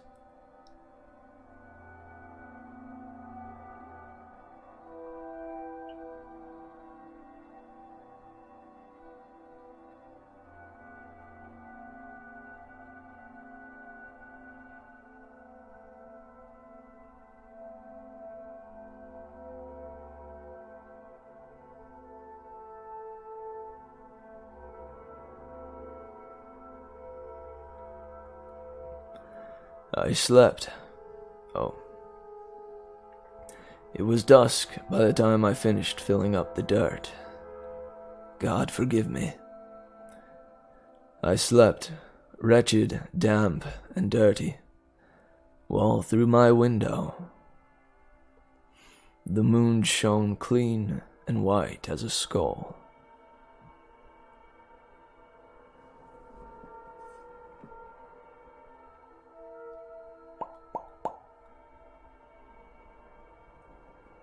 Dude.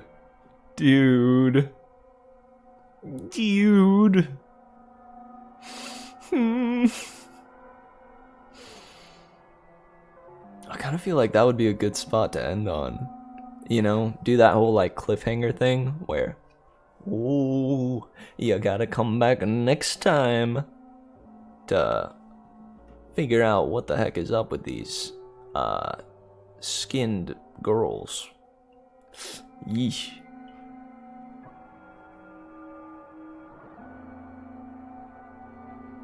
Now let's go with one more. Next page.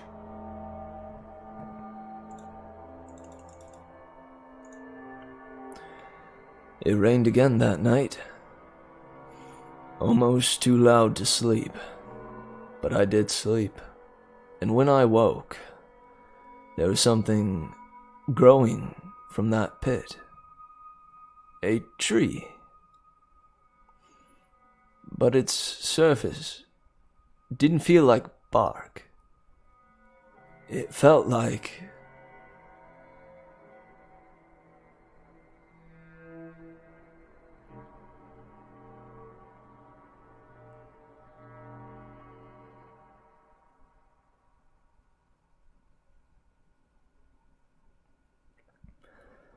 And that was before I noticed its leaves.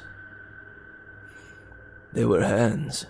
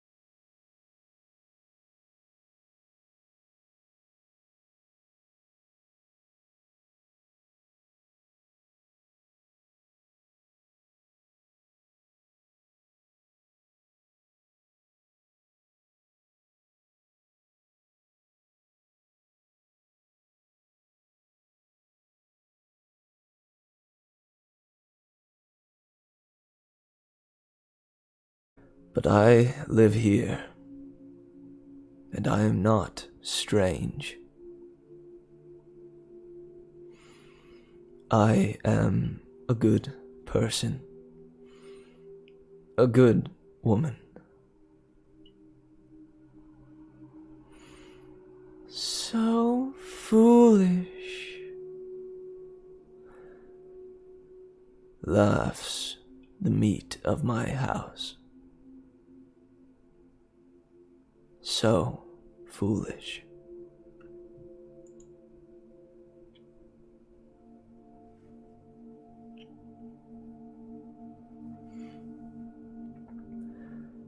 He finally showed up today, just before sunset. I heard the wheeze of his cart's wheels from a long way off. My face was cold, my throat was dry, my eyes were hot.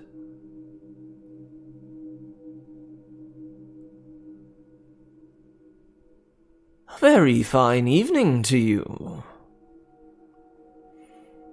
What would he think of my house? Was worried I wouldn't make it before dark. It had begun to smell. Just in time, eh? Stinking like soggy flesh, old blood. Are you cooking?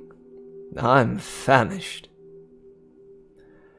But he didn't seem to notice at all. He actually ate. He began speaking of his most recent travels, what wares sold best where. I felt ill.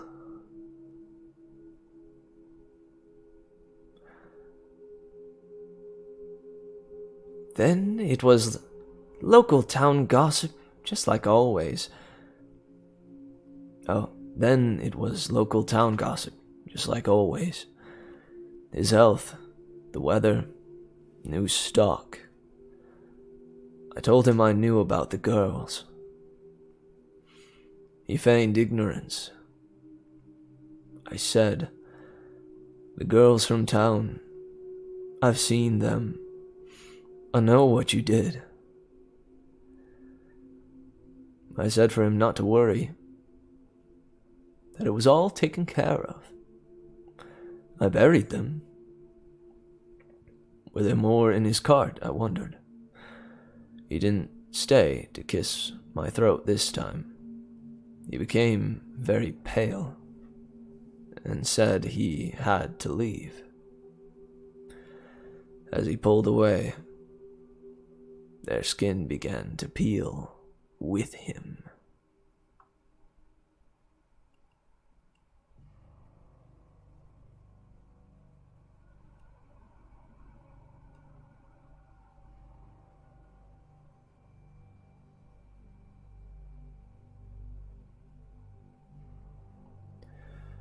I can feel today will be the last time I see him. But when I think of him, from now on, it will be him looking out. From all that skin.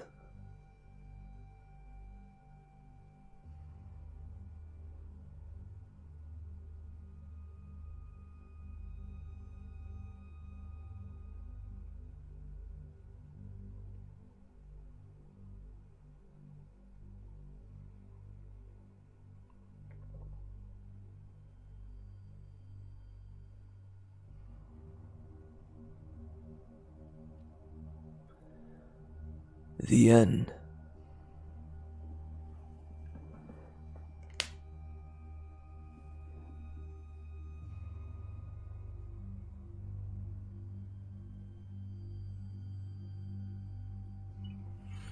Oh, no worries, man.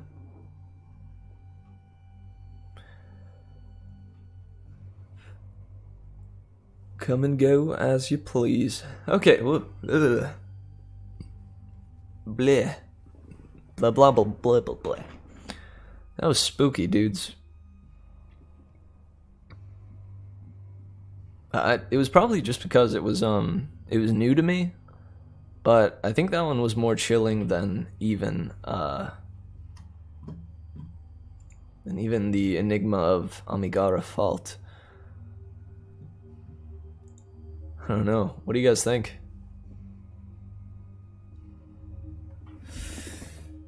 Oh, goodness. And that's a note to end on. That one was just creepy. I appreciate those kinds of stories, though. You know, a lot of these are more geared towards just like unsettling the nerves, you know? Sending them chills down my spine.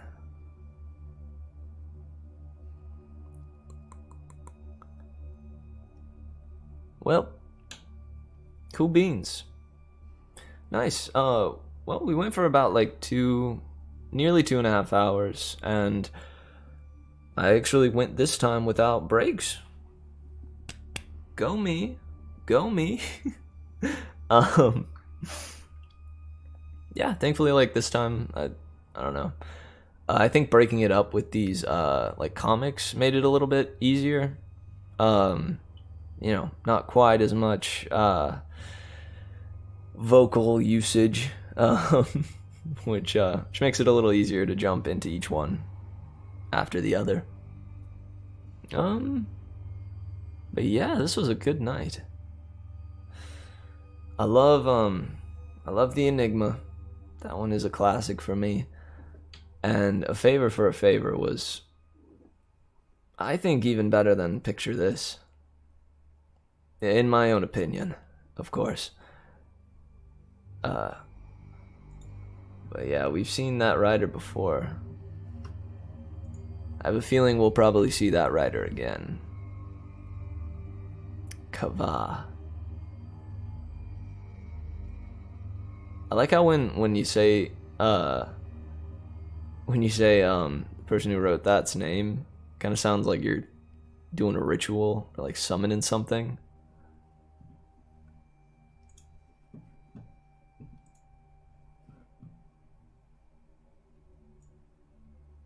Yeah, let me see it again. Vincent Vena Kava. Some good stuff.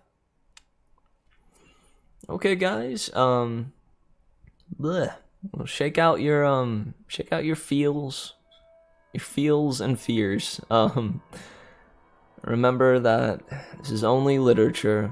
It's only me up here on this screen, and there is no need to be frightened. Remember to spread the merriment, not the spread merriment, not malice, and do your best. And I'll be back tomorrow for Sci-Fi Sunday. I'm hoping and praying I will have the the intro theme done. I'll at the very least have something. You know, I may like revisit it to like make edits or flesh out the mix a bit. But I'm excited about it. I'll be seeing you guys tomorrow. Much love. Get some rest. I love all you guys. Thank you so much for the support. And again, thank you, Lucas, MVP of the night. I appreciate it, dude. And have a good rest. All right.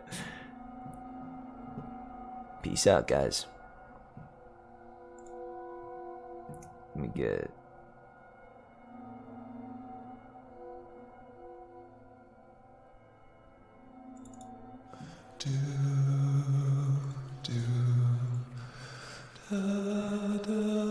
All right. Goodbye for realsies. Love all of you, and yeah, I've said sleep tight like 50 times now. Sleep tight. Bye.